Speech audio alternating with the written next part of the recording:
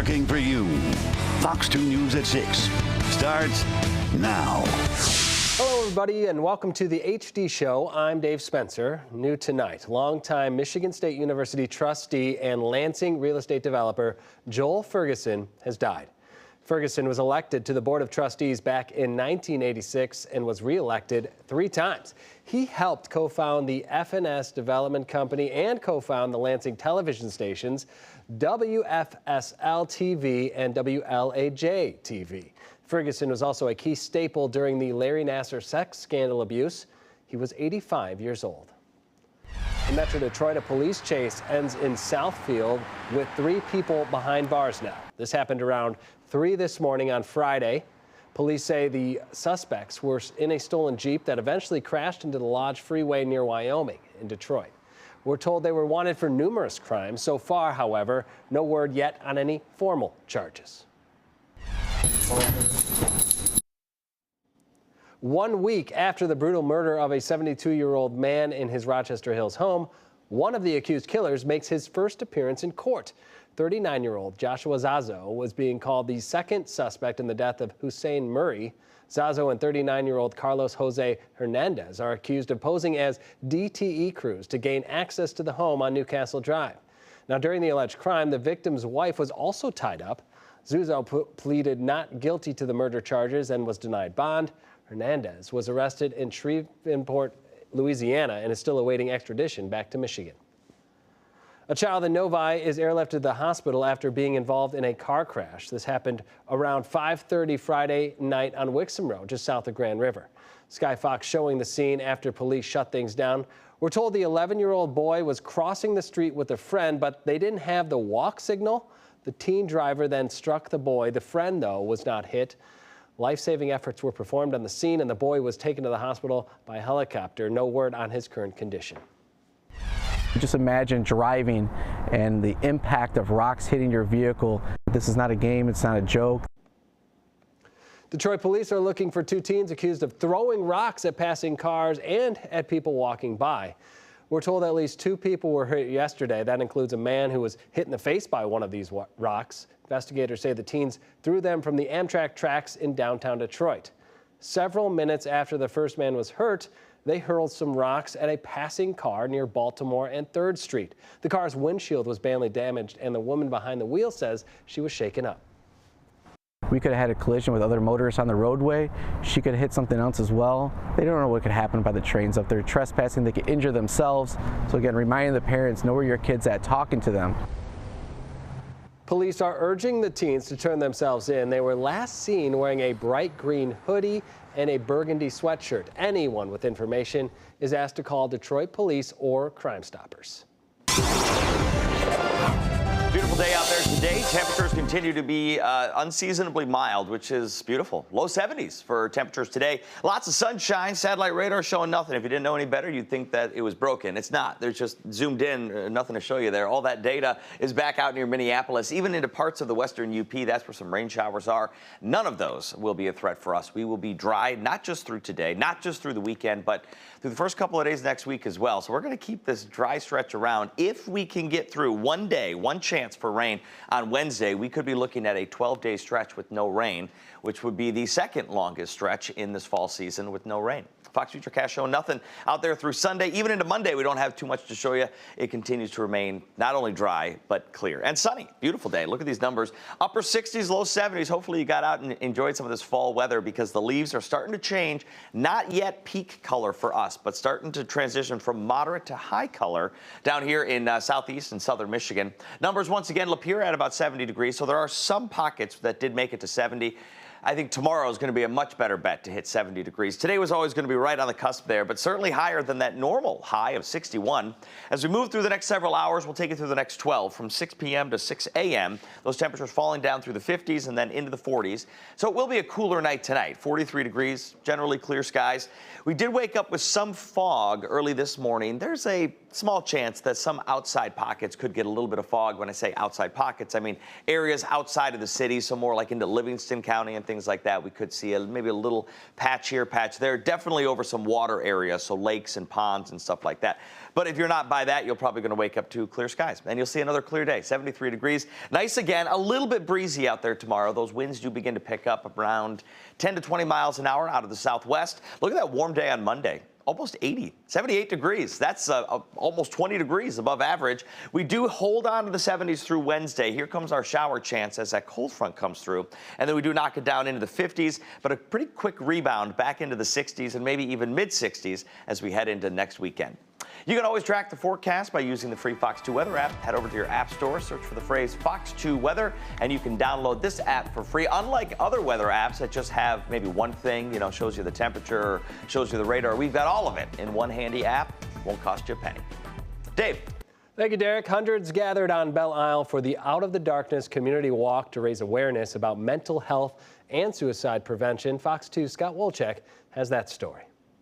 You got family, you got friends? Absolutely, yes I do. I have a great support system. Support, hope, and remembrance. Hundreds coming together for the Out of the Darkness community walk on Belle Isle, like Ivy McElwain, whose daughter, Kayla Edwards, died by suicide back in 2005. Just to be here, to be encouraging to one another, to also just be able to hug those who have also experienced loss, and also to feel the love and support from my family and friends is absolutely wonderful. Ivy's family remembering Kayla and wearing her initials on their shirts with a special message, KME. Kindness means everything. Oftentimes people are struggling or have experienced suicide loss or even struggle with thoughts of suicide, and oftentimes there's some shame and embarrassment that goes along with that. And so with this kind of event and this type of exposure, hopefully it encourages people to talk more about it and also seek any help that they may need. The Out of the Darkness Walk is an empowering movement that promotes awareness about mental health and suicide prevention, and even raises hundreds of thousands of dollars toward resources. Being surrounded by others shows there is help, and you're not alone. I lost my dad a few years ago, so that was tough. But yeah, I'm here for him today and for everyone else who's lost someone, and I'm here to support. Throughout the walk, you'll see people wearing all different colors of beads, each one representing a different type of message. For example, these dark blue ones mean that you support suicide prevention. They represent different connections to the cause. So I wear purple beads because I lost my friend Mark to suicide. I wear blue beads because I support the cause. And if you or someone you know is in crisis or just need somebody to talk to, there is always help available. You can call or text 988 to speak confidentially with a trained counselor. Just remember, help is just a call or text away. Reporting in Detroit, Scott Wolchek, Fox 2 News. Now to this, a young mother's cancer diagnosis has ignited her fighting spirit, and her community is rallying around her in support. Fox 2's Amy Lang shares her inspiring story of hope and of resilience. I went to about 5 or 6 different hospitals and doctors, and they just kept telling me I was too young for breast cancer. Amber Simonich was just 29 years old when she sought help for an indentation in her breast. By the time she was finally diagnosed a year later, it had spread to her spine. She was already stage 4 terminal. That was 4 years ago, so I've been fighting it ever since. Despite radiation and chemo, the cancer has continued to spread. Just recently, I've had progression to my lymph nodes, lungs, liver, and I just finished brain radiation 2 days ago. She's on hospice, controlling the pain, continuing treatment, but this single mom is not done. I'm still gonna fight it and, I'm not giving up. She's 33 years old, and God works miracles every day. It doesn't mean that this is it. That's Lacey Lavity, Amber's caregiver, who calls her an inspiration. She was all by herself, and I just couldn't imagine being all by yourself and dealing with all that and trying to be a mom on top of it. That's hard enough. For Amber, that support and her daughters make all the difference. She's my little warrior too. She keeps me going. Both of my kids definitely keep me going. Both of her babies, 10-year-old Aria and 11-year-old Audra. Amber says she's been working on making memories with her family, working on her bucket list. She's been horseback riding, she's been to a casino, she still wants to go to the beach, Cedar Point, and a Jelly Roll concert. I love Jelly Roll.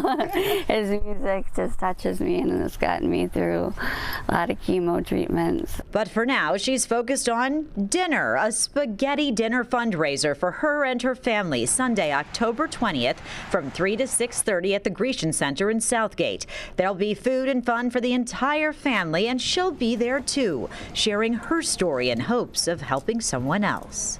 Nobody's ever too young for cancer. Push to get those tests done. We'll put a link to tickets for the spaghetti dinner and Amber's GoFundMe at fox2detroit.com. Come here. It's okay. You're gonna beat this, right?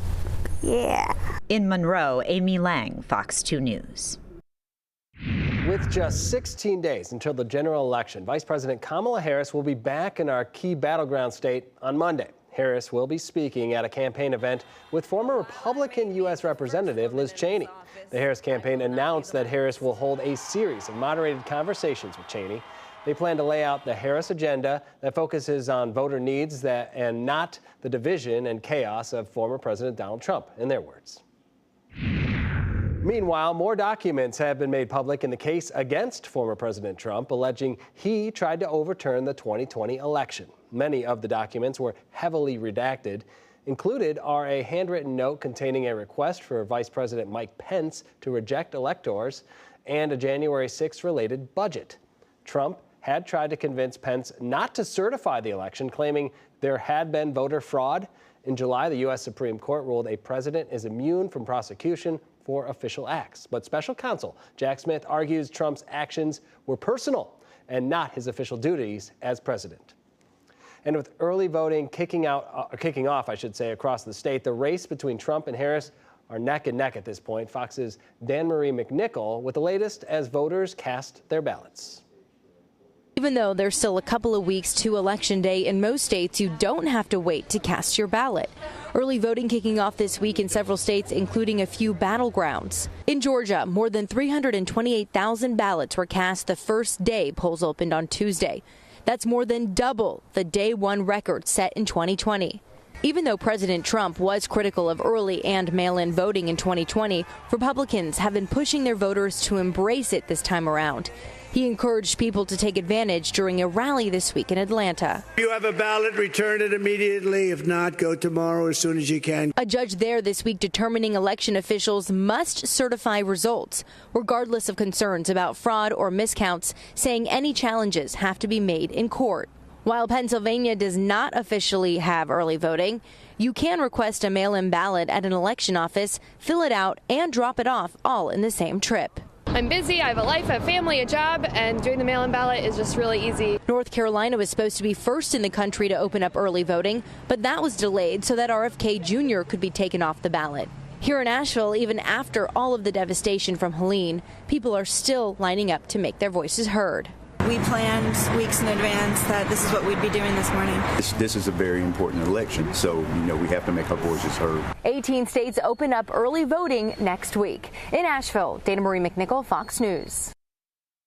And that is going to do it for this edition of the HD Show. Make sure to stay right here, though. We will be back at 11 o'clock after football, after a series of games, and we'll bring you a full hour of news plus sports plus weather. We'll see you then. Have a great night.